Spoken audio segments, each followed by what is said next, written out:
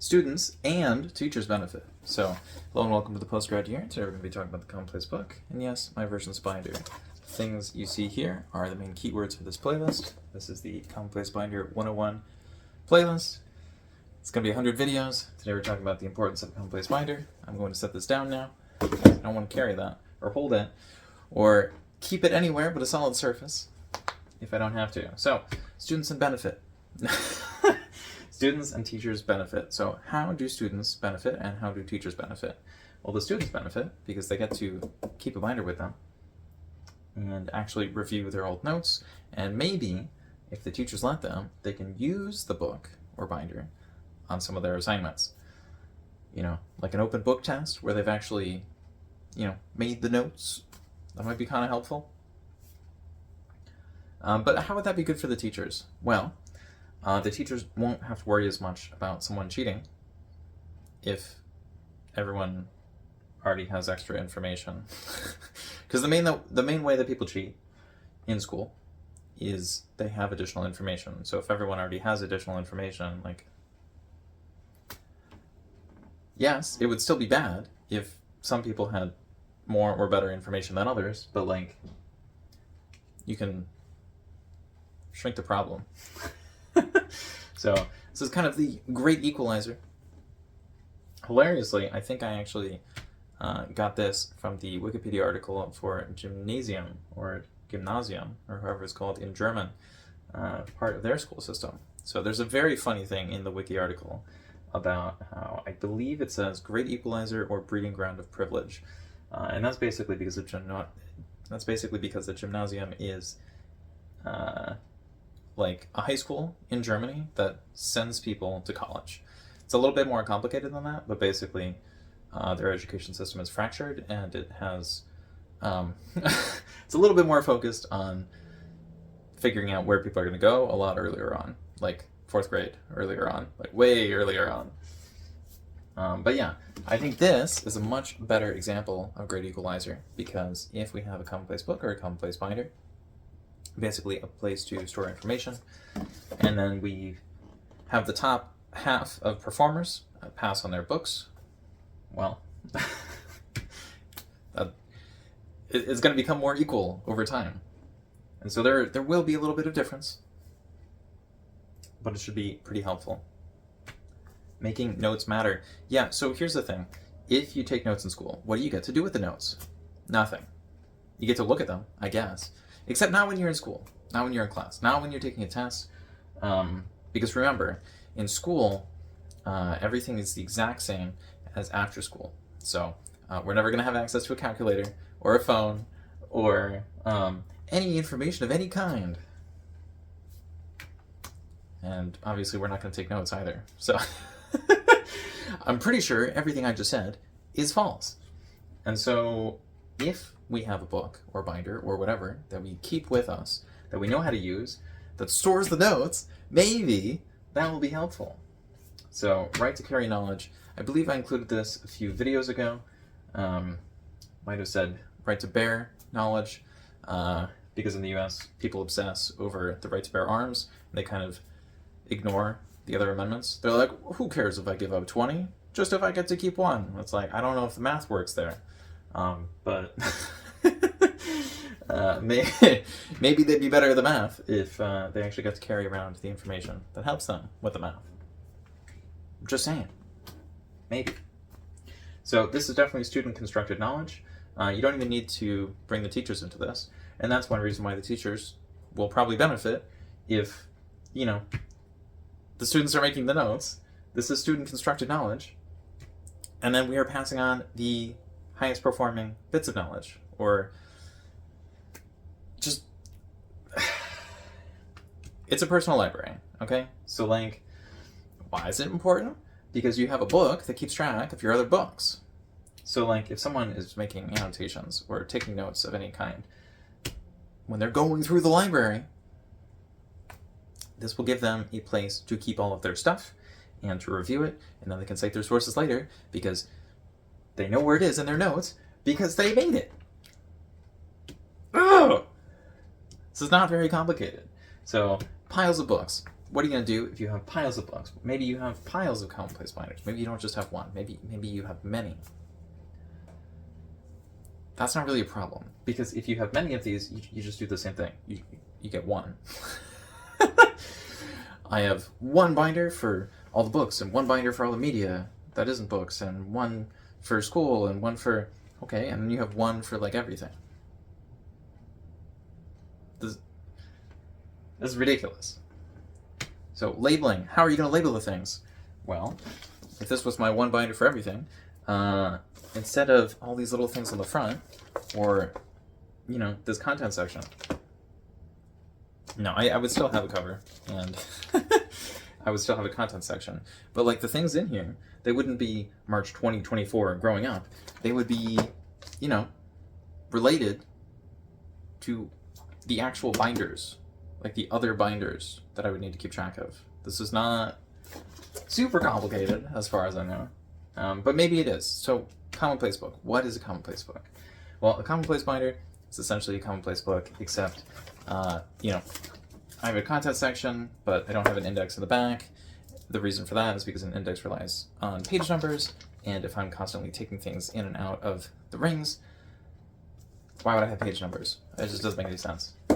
So, it's a little bit different. But I still haven't talked about what a Commonplace Book is. So basically, a Commonplace Book is where you keep all the notes from your personal library, or whatever other library you have access to. So, it's where your highest quality stuff goes, it's the highest concentration. I like to think of it as where my unfinished projects go, because I will put them there and then I will turn them into something else. It's also good if you just focus on subtraction or addition.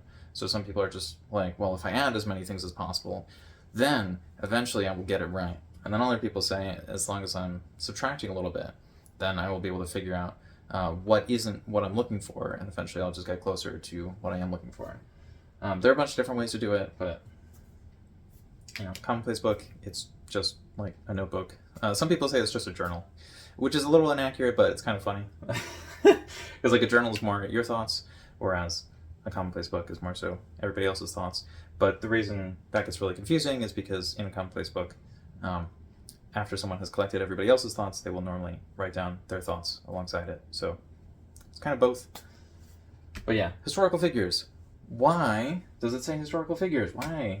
Why is that important? Because the historical figures who had personal libraries were some of the only people who could read and write and afford books and do all the things. So basically all the historical figures of Europe, especially in Western Europe, especially within the last like 500 years, they had a Commonplace Book. They just did. Because before computers, how were you going to go through your personal library? How were you going to take notes and, like, reconstruct them and stuff? Like, everybody had one of these. Some people still do. But, like, now it's mostly writers and people who enjoy a very specific slice of history. Wisdom. Is this going to make you super wise? Is that why it's important? It's all about the wisdom? Maybe. I don't know if somebody can really manufacture wisdom, and I'm not really sure it's, you know, wise to try to be the person who talks about the wisdom.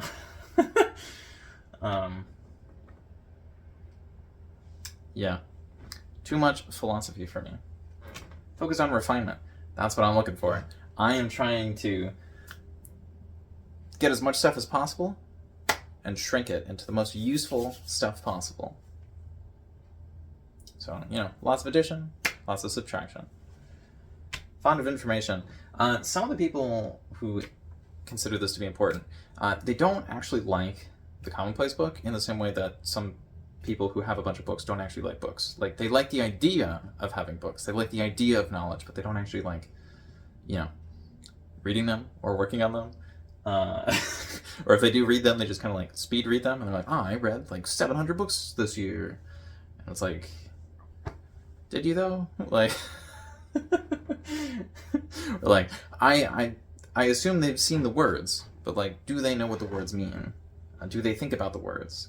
Do the words add any value to their lives or the lives of other people, or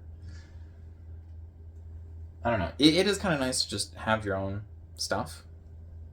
I definitely like that. I am fond of information. Some people like to have the secret knowledge. And so if you make this more of a journal, you will have the secret knowledge of yourself.